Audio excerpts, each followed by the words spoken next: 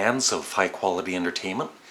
So this video is about a certain classic rock CD that I always liked, but I just didn't love it. I did a video recently where I had a top 10. Well, one of those albums I finally love. And besides that, I'm going to show you some CDs that I've been listening to quite a bit in the last couple of weeks, including some jazz rock CDs, man. Yeah. And 3 movies. So let's get this out of the way first. This album I've always liked a lot, but it's a double album and I've always really loved the first disc. The second disc, sides 3 and 4 for vinyl, they were okay, but I just could never get into it. And I've been playing this a lot recently, and I finally got it. Yes, I love The Lamb Lies Down on Broadway. All 4 sides.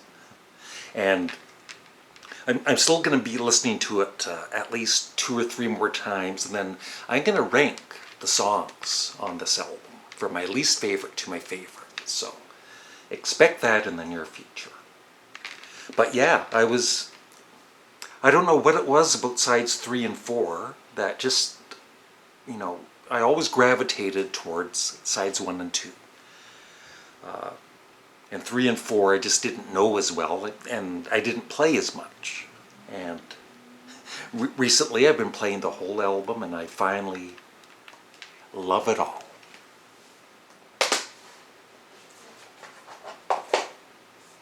And that's what somebody commented on that other video I did. It's like, why are you forcing yourself to love something just because other people do?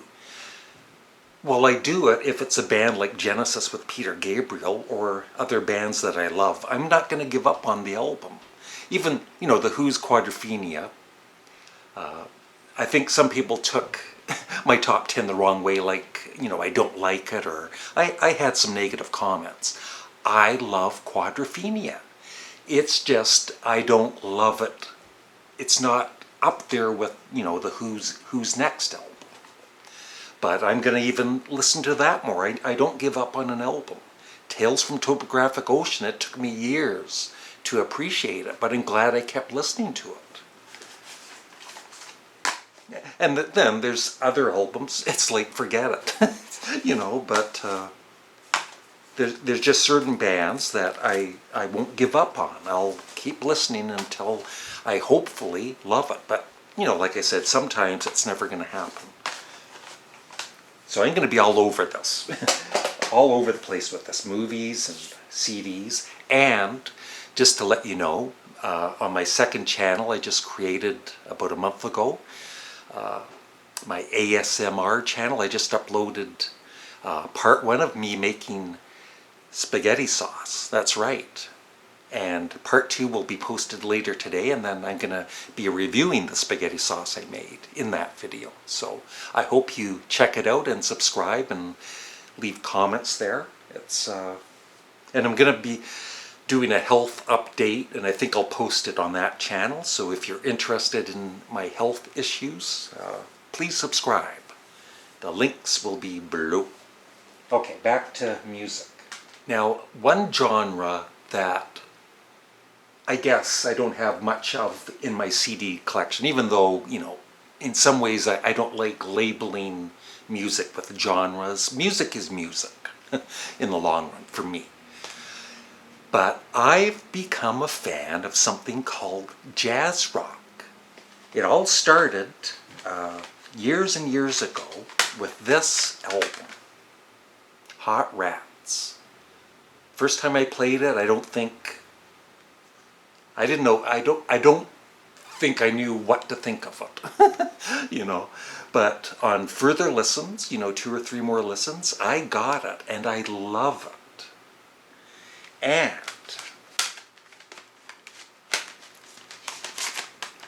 this, which is probably my favorite jazz rock album, Frank Zappa's Grand Wazoo. Yeah, I've played this one so much and this one so much. And as some of you know, I even love Waka Jawaka now. And once again, it took me a few years. I'd play it once and I think, yeah, it's good, but just couldn't totally get into it. And so every few months I'd play it, and then just recently, in the last few weeks, I've become a big fan of this album. I didn't force myself to love it. Sometimes it takes time. And a couple other jazz rock albums. Mahavishnu Orchestra with, of course, the great John McLaughlin. Make sure I said his name properly. Yeah, I've got two of these. I don't play them often, but when I do play them, I really, really, really like them. I should play them, both of these, tonight. And this is an album I bought in a cutout bin sometime in the 70s, and I don't know I think I kind of liked it, but I think I was too young to appreciate it. And now I absolutely love this. This might end up being my favorite jazz rock album so far. Coliseum. And this is 2 CDs because the US version of Valentine Suite in Canada and the US, it was called, yeah, there it is, The Grass is Greener. And both CDs, it's kind of weird. Valentine Suite is the one that was released in the UK in 1969, I believe. And then in 1970 it was released in Canada and the States with 4 songs from Valentine Suite and then new recordings with it. So it's kind of a confusing mess. But anyway, I absolutely love this. If you love jazz rock, I highly recommend you checking out Coliseum's Valentine Suite. And I'm going to check into more of their discography. And I love that album cover. Actually, I was thinking that kind of takes away from it. It should be just like that. Reminds me of, for example, Hot Rats, kind of eerie, creepy, and Black Sabbath's debut album. But yeah, both versions of the album are great. Valentine Suite, I think I prefer over The Grass is Greener. The Kettle, Elegy. Yeah, The Machine Demands a Sacrifice. But then The Grass is Greener, Jumping Off the Sun, is awesome. It rocks. So, it's not just jazz rock. There's some rock elements to it, and it's just incredible. And their drummer, I just did a video yesterday on Midnight Oil's drummer, John Heisman. Very underrated. Amazing drummer. Amazing band.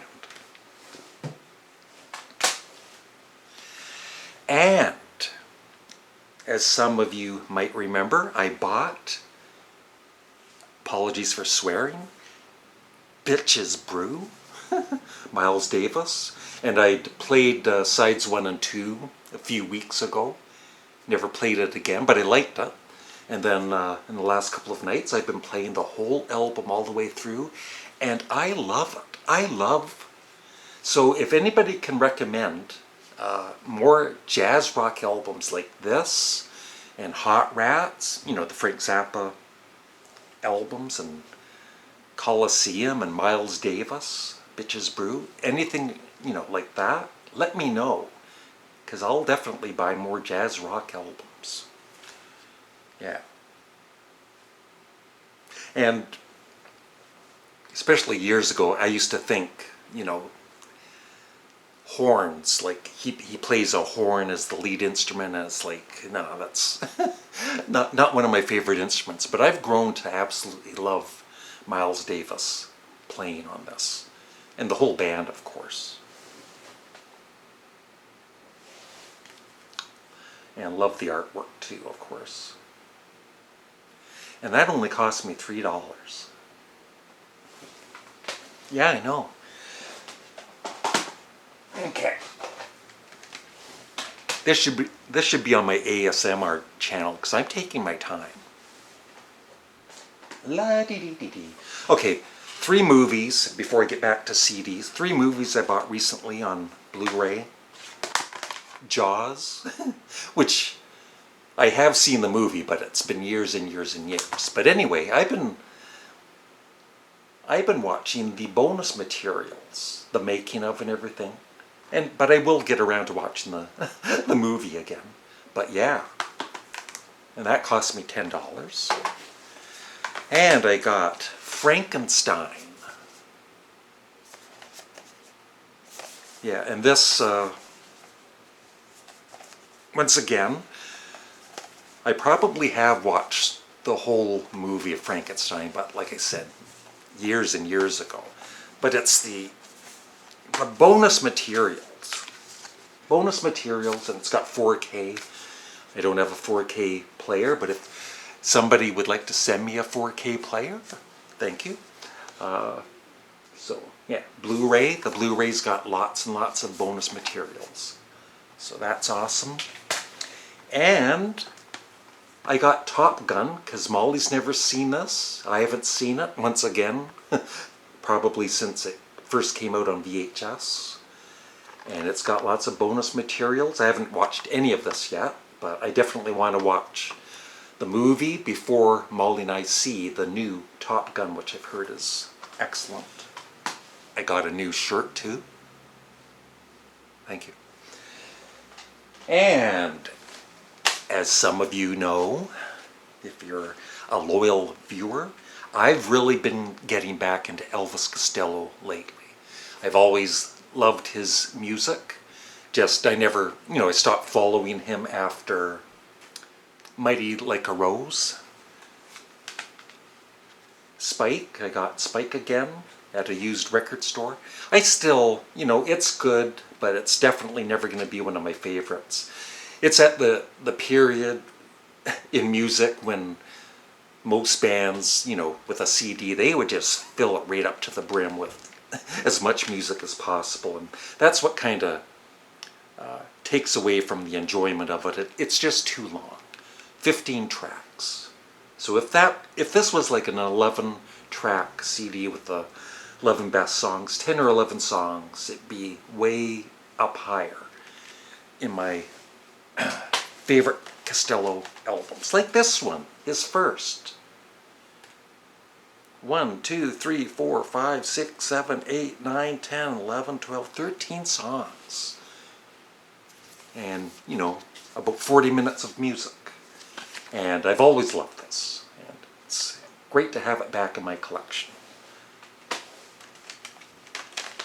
Punch the Clock, I got again, after all these years. The thing with this is it starts out really strong, the first half, and then the second half just isn't quite as good. But still, overall, I really enjoy this album. This, of course, is possibly, along with King of America, my favorite Elvis Costello album. The bonus tracks, though, I've heard them, but I rarely play bonus tracks. It's like, I don't know, I just kind of focus on, what was intended, the original album. But Elvis Costello bonus tracks are always, or mostly always, really good. And then Get Back, which is awesome. Another one of my favorite Elvis Costello albums. And this one I haven't really listened to yet. All This Useless Beauty. And I've ordered some more Elvis Costello CDs, more recent ones. So stay tuned for a video or two on that. Now, I was talking about jazz rock. Let's talk about progressive rock. If you're a progressive rock fan and you have not heard this album, you must. because it's one of the best prog rock albums I have ever heard. And I remember it from the 70s because one of my older brothers had it in his in his vinyl collection, and I just remember hearing it and loving it. And it sounds just as fresh today. So I've talked about classic rock, prog rock, jazz rock. How about some blues rock? That's right, Canned Heat. I think I now have their whole discography of, them with Alan Wilson, the very awesome guitarist, singer. And this is with John Lee Hooker. It's a double album. Now, the thing is, 3 sides of this are just John Lee Hooker with Alan Wilson sometimes on like harmonica or guitar. But it is awesome. So if you like blues rock, I highly recommend Hooker and Heat. Back to prog rock. Geez, we're even going to do country. All kinds of genres today. Yeah, this is once again one of my favorite prog rock albums. Marillion, I have quite a few of their albums right now. I love their new singer, who's been with them for like 30 years, Steve Hogarth. And the Fish era is awesome, and this is my favorite album of Marillion's, Clutching at Straws. I've said it before, but Fish's vocals on this, it's one of my favorite vocals on any album. He's just sings right from the soul on this. It's amazing. Now, what genre is this guy? I guess a mixture of different ones. Nick Cave and the Bad Seeds, been playing this a lot. He's got a big discography with the Bad Seeds and solo, and I don't know if I'll ever be able to get all of his albums, but I wouldn't mind having all of his albums because I've loved every song on this. Every song I've heard by Nick Cave, I really, really liked a lot, or loved. And one last one. Country rock. I'm not a fan of country music. Well, old country, Johnny Cash and Hank Snow and all that, I like a lot. But this is country rock that is also kind of progressive country rock. Gene Clark, no other. Oh, you gotta listen to this. Unless you hate country music. But it's not country. It's, like I said, it's a mixture of genres. And it starts out kind of almost, dare I say, normal, like country, like Eagles kind of music, but more interesting. But as it goes along, it gets more progressive country, or whatever you want to label it. And once again, great singing by Gene Clark. Highly recommended. Check out some of these on Spotify, and that's what I do. Spotify gets some bad press and all that. The artists don't get very much money for their music being on there for free. But the thing is, I just checked out some of Elvis Costello's recent albums on there. And I'm playing it, it's like, oh my God, this is good, and I ordered them. So, there is some good to Spotify. So that's it. Yeah, I would love your thoughts on any of the albums I've talked about, and recommend me some more jazz rock albums to listen to. I love it when, they're just jamming. I don't care if there's vocals or not, just different instruments playing, and yeah, it's just awesome. Thanks for watching, and remember to check out my ASMR channel here somewhere. Bye.